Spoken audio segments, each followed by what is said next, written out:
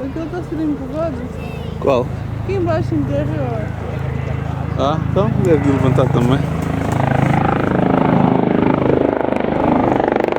Running in there at 100 feet, 170 miles an hour. Pulling up there into a 270-degree wing over.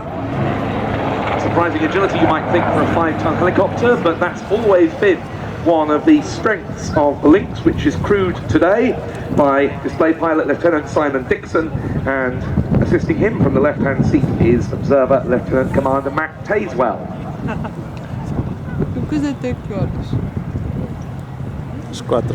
As I said, they're from 702 Naval Air Squadron at Yeovilton. And the Lynx HMA 8 Mark 8 is now the only variant of the maritime Lynx still in service, all the older Mark 3s having either been retired or converted. Pulling up there into the hover, and there's the first nose over.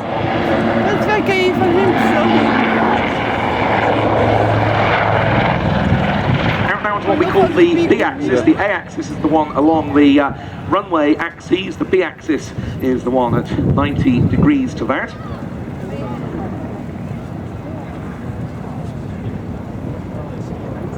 Another wing over there and into a reverse figure of 8 manoeuvre.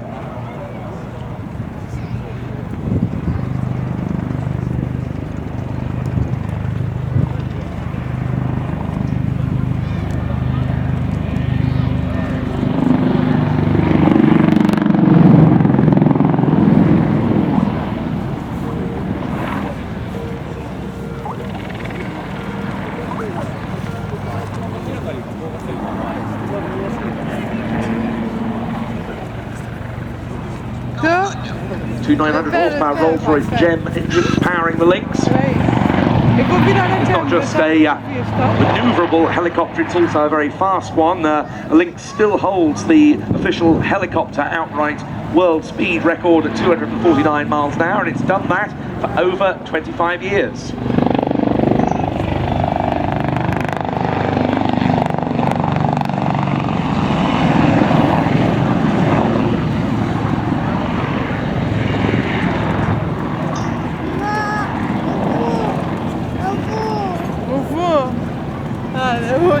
Of course, in the past, we've seen the Black Cats displaying as the Royal Navy's helicopter display team with 2 Lynx, but the fact that they're down to a solo for the 2013 display season is very much a sign of the times, because the maritime Lynx, the HMA 8, and indeed some of the Army's Lynx are being replaced by the new Augusta Westland Wildcat.